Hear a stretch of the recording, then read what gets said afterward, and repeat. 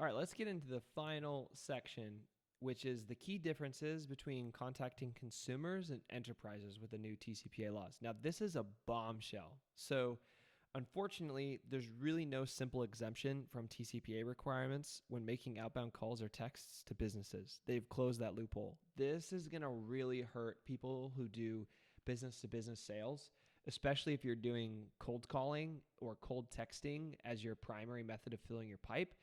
The reality is that the National Do Not Call Registry has more restrictions now than ever, and the ability to use technology to make those dials or text messages now includes contacting enterprises in their restrictions. And so there are very few use cases where you can be compliant with the new TCPA and DNC laws and do cold outreach to businesses through any channel with technology, right? So there's a couple of areas where you could do it.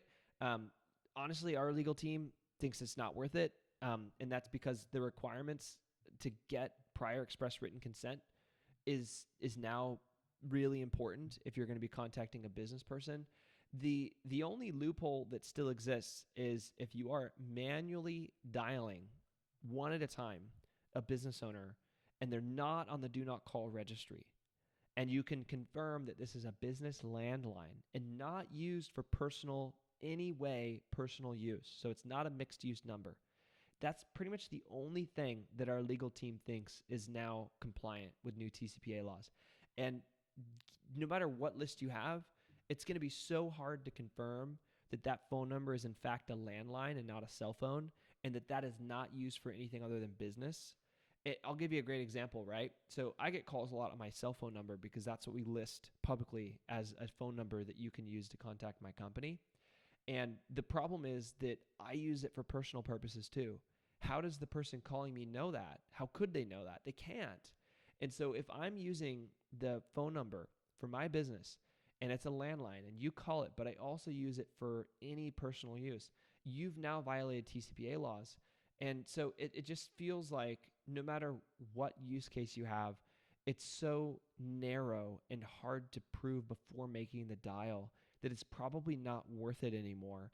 Just to be safe, it's really important that you get prior express written consent before calling or texting any business. And that's a complete change and really a bombshell for people doing B2B sales. But the reality is so much of the technology that we use today is now going to be considered a robotext or a robocall.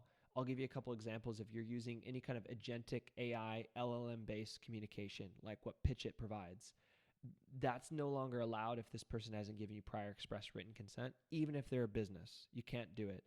And there's some gray area here too. Like what's the difference between like a robocall using AI and some programmatic power dialer?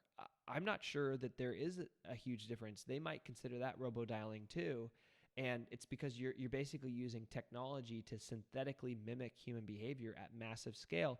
And that's what they're trying to avoid with all these laws. And so even if you're contacting a business, you are probably in what's considered gray area that's just too risky for at least for our legal team to warrant doing cold outreach. And so I think this is one of the biggest loopholes they've closed.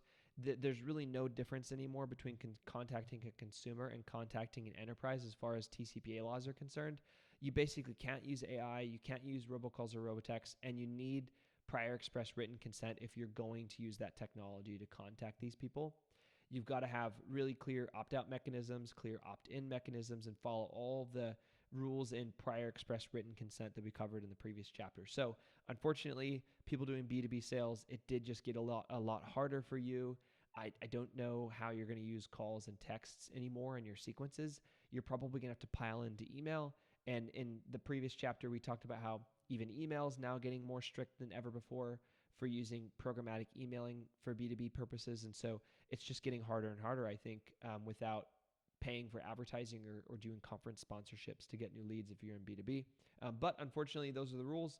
Those are the regulations. We got to operate within them. And so to be TCPA compliant, you now know how to do it if you're doing B2B. Thanks.